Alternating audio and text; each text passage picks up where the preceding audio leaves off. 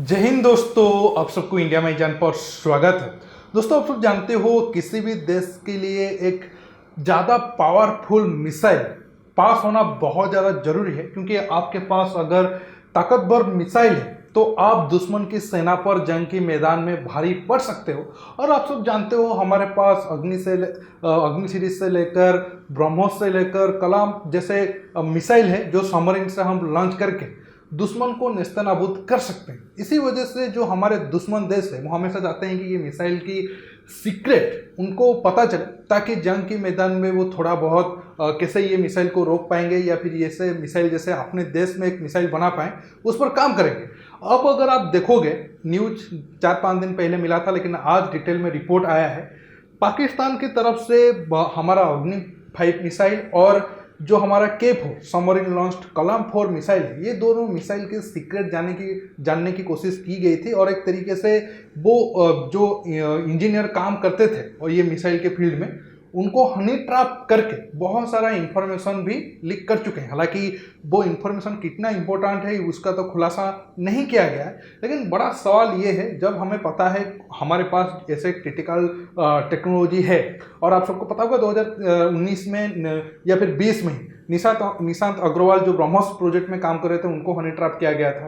तो सरकार क्यों ऐसे कुछ एक तरीके से आप कह सकते हो अवेयरनेस नहीं ला रहा है जो इस फील्ड में काम कर रहे हैं, ताकि वो हनी ट्रैप में ना फंसे। और हनी ट्रैप भी ऐसा मत आप समझो कि एक टाइप का है, बहुत टाइप के हनी ट्रैप है। और मैं आपको आगे डिटेल्स में वीडियो के सेकंड पार्ट में बताऊंगा कैसे प्लानिंग करके जो यंग साइंटिस्ट है या फिर जो आर्मी में जवान है उनको फंसाया जाता है। ऐसा नहीं है कि आप मत समझो कि सिर्फ खूबसूरत चेहरे के पीछे वो फंस जाते हैं, ऐसे उनके लिए सिचुएशन बनाया जाता है कि वो अनजाने में भी बहुत बार फंस जाते हैं। उसके पूरी बात करेंगे, लेकिन बड़ा एक तरीके से आप फेल्योर कह सकते हो हमारा सिस्टम का, जो इतना क्रिटिकल टेक्नोलॉजी है, हम सब जानते भी हैं, हमारे दुश्मनों की नज़र इस पर है, फिर भी हम उसे लीक होने से रोक नहीं पा रहे हैं। और पिछले बहुत सालों से ऐसा लगातार केसेस सामने आ रहा है। पहले हम जान लेते हैं कितना इंफॉर्मेशन लीक हुआ है अग्नि का और कलाम 4 का, और ये इंसिडेंट क्या है। फिर सेकेंड पार्ट में मैं आपको डिटेल से बताऊंगा पाकिस्तान क्या क्या प्लान करके हनी ट्रैप करने की कोशिश करता है। दोस्तों, अब जो नया केस आया है, वो जो साइंटिस्ट है उनका नाम है मल्लिकार्जुन रेड्डी।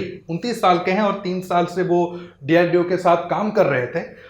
अब वो जो मिसाइल मैन्युफैक्चरिंग जहाँ पर होता है और उनका देखना होता है कि मिसाइल का काम कितना तक चला है कितना तक नहीं चला है, वो उस डिपार्टमेंट में थे। इसी वजह से उनके पास सारा इन्फॉर्मेशन था और पाकिस्तान की तरफ से स्पेशली उनको टारगेट किया गया और बहुत सारा इन्फॉर्मेशन लीक भी किया गया। जब उनको पकड़ा गया, उनके लैपटॉप से बहुत सारे इन्फॉर्मेशन मिले जो उनके पास नहीं होना चाहिए था, या फिर वो ऐसे मतलब एक तरीके से आप कह सकते हो जो ऑफिस का डाटा है, मतलब उनके घर में नहीं मिलना था, लेकिन वो मिला है। हालांकि उनको कैसे फंसाया गया वो भी काफ़ी इंटरेस्टिंग है। एक तरीके से आपको सुनकर लगेगा कि नहीं वो मासूम भी है, लेकिन मेरा बड़ा सवाल ये है कि गवर्नमेंट की तरफ से ऐसा अवेयरनेस को चलाना चाहिए। अब आपके मन में सवाल होगा कितना इन्फॉर्मेशन गया है। जैसे मैंने आपको कहा, वो तो खुलकर कभी भी कोई भी देश नहीं बताता है और बताना भी नहीं चाहिए।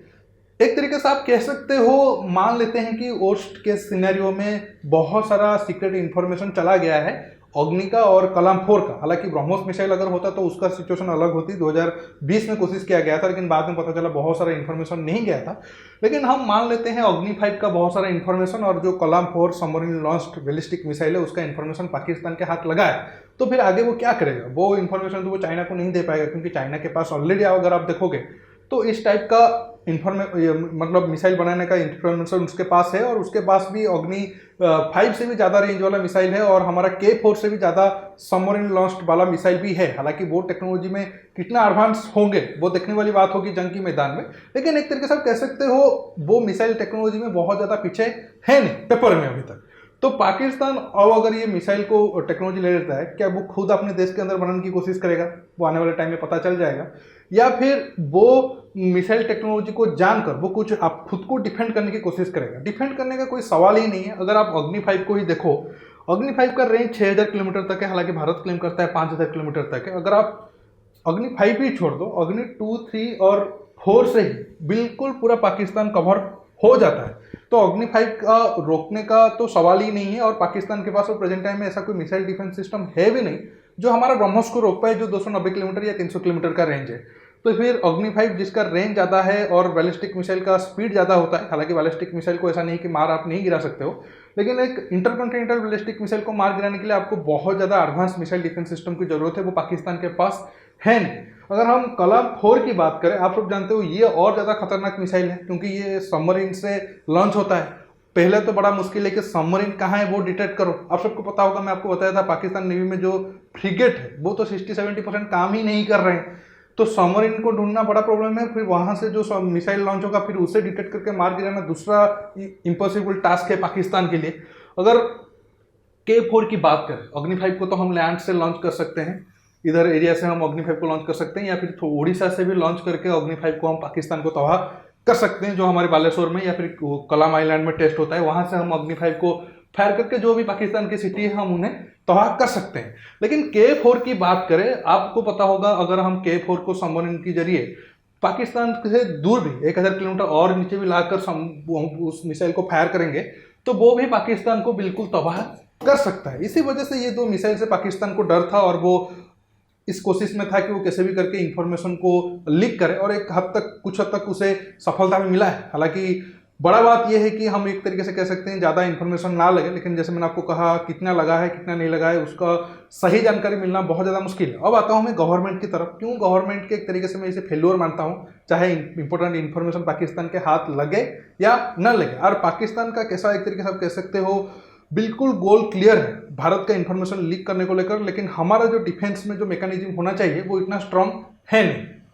दोस्तों अगर आप देखोगे 2019 की ही रिपोर्ट में आपको बता रहा हूँ, पाकिस्तान का या फिर ISI का तब हर साल भारत में सिर्फ हनी ट्रैप करके हमारे जवान जो हैं या फिर जो साइंटिस्ट है या फिर जो इंपॉर्टेंट पोजीशन पे हैं, ब्यूरोक्रेट भी हो सकते हैं या फिर मिनिस्टर भी हो सकते हैं। हालांकि हम ज़्यादा न्यूज़ सुनते हैं आर्मी और साइंटिस्ट के बारे में, जो पॉलिटिकल इंपॉर्टेंट पोजीशन पे उनके बारे में तो कोई इन्फॉर्मेशन आता नहीं है।